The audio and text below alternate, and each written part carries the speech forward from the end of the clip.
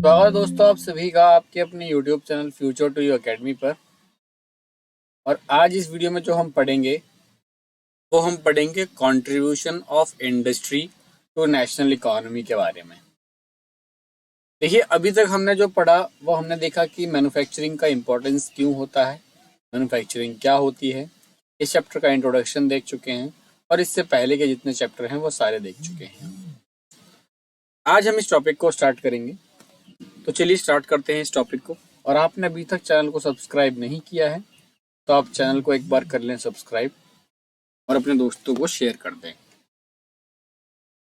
Then उसके बाद अगर हम बात करें तो चलिए देखिए, agriculture and industry are not exclusive for each other, they move in hand to hand. देखिए, एग्रीकल्चर और इंडस्ट्री एक एक्सक्लूसिव नहीं है, ये क्या है कि हाँ मतलब बोलते हैं ना कि कदम बाय कदम चीजें चलती हैं दोनों। फॉर इंस्टेंस अगर एग्रो इंडस्ट्रीज की बात करें, for instance agro industries in India have given a major boost to agriculture by raising its productivity. अब एग्रो इंडस्ट्रीज ने क्या किया है, एग्रो इंडस्ट्रीज ने इसको एग्रीकल्चर को और उसकी प्रोडक्टिविटी को बूस्ट किया है। वहीं दे डिपेंड ऑन द, अब ये जो एग्रीकल्चर इंडस्ट्रीज है अब ये किस चीज के ऊपर डिपेंड करती है, ये डिपेंड करती है they depend on the latter raw material sell their product such as irrigation pump. अब इंडस्ट्री ये जो एग्रो बेस्ड इंडस्ट्रीज है ये क्या करती है, ये इरिगेशन पंप को सेल करती है।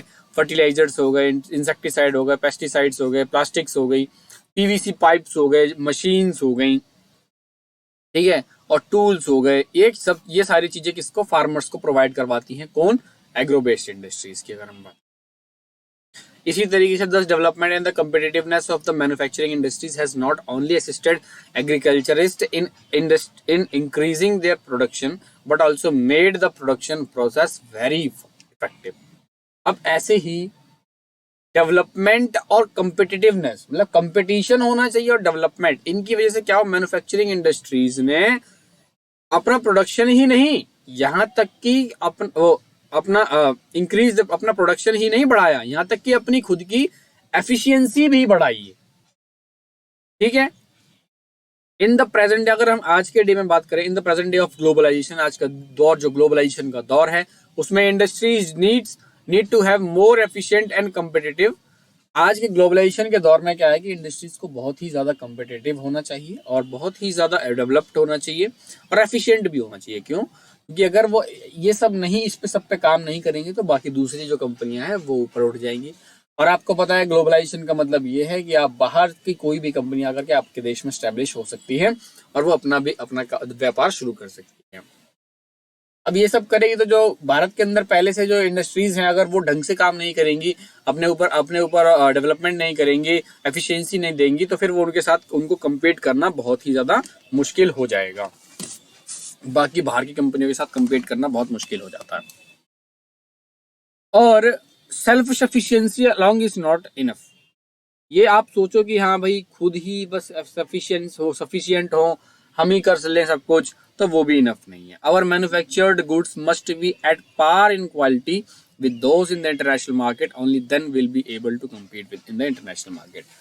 अब हमारे जो प्रोडक्ट हैं वो इतने अच्छे होने चाहिए, हमारे प्रोडक्ट इतने अच्छे होने चाहिए कि बाहर की कंपनियों के सामने वो टिक सकें, बाहर की कंपनियों के सामने compete कर सकें, बाहर की कंपनियों के सामने उनका जो स्तर है, वो स्टैंडर्ड है, वो बराबर या फिर उनसे ऊपर हो, तभी वो कंपनियां या फिर तभी वो इंडस्ट्री टिक पाएगी उन इंडस्ट्रीज के सामने। वरना वो उसका टिकना या फिर उसको वहां पर बने रहना बहुत ही मुश्किल है। इंटरनेशनल मार्केट में आपकी क्वालिटी बहुत अच्छी होनी चाहिए, आपकी क्वालिटी उस लेवल की होनी चाहिए जो कि वो सामने वाली जो कंपनी है जो बाहर से आई हुई है वो दे रही है। अब इंडस्ट्रीज का नेशनल इकोनॉमी में हम बात कर लेते हैं कि देखिए, ओवर द लास्ट 2 डिकेड्स, अगर हम लास्ट 2 डिकेड्स की बात कर लें, the share of manufacturing sector has stagnated at 17%। Last 2 decade में अगर हम देखें तो जो मैन्युफैक्चरिंग इंडस्ट्रीज का जो शेयर है वो करीब 17% पे ही, जीडीपी के 17% पे ही स्टैग्नेट हो गया है, रुक गया है। Out of the total 27% of the industries, which includes 10% of mining, अब 27% इंडस्ट्रीज में से भी 10% इंडस्ट्री किस चीज की है? माइनिंग की है, क्वायरिंग की है, इलेक्ट्रिसिटी की और गैस की है। दिस इज मच लोअर, ये बहुत ही कम है। Okay, this is much lower and this is much lower in comparison to some East Asian economics. मतलब ईस्ट एशियन इकोनॉमिक्स के कंपैरिजन में अगर हम देखें तो ये बहुत कम है, जहां पर कि वेयर इट इज 25 to 35%। ठीक है, अब ईस्ट इकोनॉमिक्स में अगर हम ईस्ट एशियन इकोनॉमिक्स में बात करें तो वहां अभी हमारे देश में तो 17% पे रुक गया है आकर के। बाहर की कंट्रीज में आप देखेंगे तो 25 से लेकर 35% तक के उनके इकोनॉमी में उनका खुद का रोल होता है मैन्युफैक्चरिंग इंडस्ट्रीज का। The trend of growing trade in manufacturing over the last decades has been around 7% per annum। अगर हम ट्रेंड की बात करें तो वो करीब 7% का ट्रेंड चल रहा है हमारा। ठीक है, the desired growth rate over the next decades is, और जो आगे का अभी जो हमें लग रहा है कि भाई आगे जो ग्रोथ रेट होगी वो हमारी करीब 12% की होगी। 2003 since 2003 manufacturing is once again growing at the rate of 9 to 10% per annum। 2003 से हम देख रहे हैं कि हमारी जो इंडस्ट्रीज मैन्युफैक्चरिंग इंडस्ट्रीज है वो 9 से लेके 10% पर एनएम के हिसाब से बढ़ रही हैं with appropriate policy intervention by government. And अब इसमें क्या है, गवर्नमेंट की पॉलिसीज, गवर्नमेंट का इंटरवेंशन, गवर्नमेंट के एफर्ट्स, इन सब चीजों को इम्प्रूव करने में बहुत कामगार साबित हो सकते हैं। with appropriate policy interventions by government and renewed effort of industry to improve productivity। और इंडस्ट्रीज का renewed effort, इंडस्ट्रीज को एफर्ट करने पड़ेंगे ताकि वो अपनी प्रोडक्टिविटी को इंक्रीज कर सकें। इकोनॉमिस्ट प्रेडिक्ट दैट, इकोनॉमिस्ट जो हैं वो ये प्रेडिक्ट करते हैं कि manufacturing can achieve it's target over the next decades. और इकोनॉमिस्ट, कुछ इकोनॉमिस्ट ऐसे हैं जो ये कहते हैं कि जो मैन्युफैक्चरिंग इंडस्ट्रीज हैं अपने टारगेट को करीब अगले कुछ डिकेड्स में, कुछ दशकों में टारगेट को अचीव कर लेगी।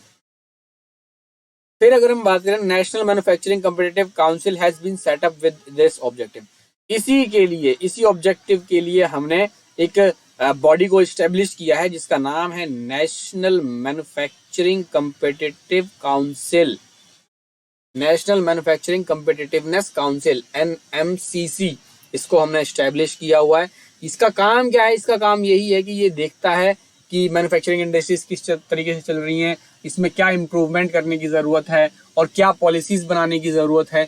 ये सारे के सारे काम कौन करता है? नेशनल मैन्युफैक्चरिंग कॉम्पिटिटिव काउंसिल जो है हमारी सेटअप, वो इस काम के लिए सब काम करती है।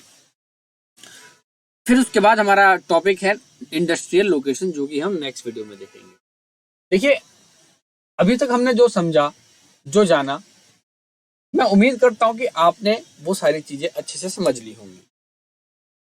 अब हम नेक्स्ट वीडियो में देखेंगे इन सब चीजों को। अभी तक की चीजों के लिए आपको जैसा भी लगा हो आप मुझे कमेंट सेक्शन में बताएं, और आपको जो चीजें नहीं समझ में आई हैं वो आप मुझे बता सकते हैं कमेंट सेक्शन में कि हमें ये चीज समझ नहीं आई है, मैं उसको क्लियर करवा दूंगा। तो अब हम मिलते हैं नेक्स्ट वीडियो के साथ। और आपने अभी तक चैनल को सब्सक्राइब नहीं किया तो आप चैनल को सब्सक्राइब कर लो, अपने दोस्तों को शेयर कर दो ताकि वो भी इन चीजों से लाभान्वित हो सके। मिलते हैं नेक्स्ट वीडियो के साथ, तब तक के लिए धन्यवाद। टेक केयर, बाय बाय, जय हिंद, जय भारत।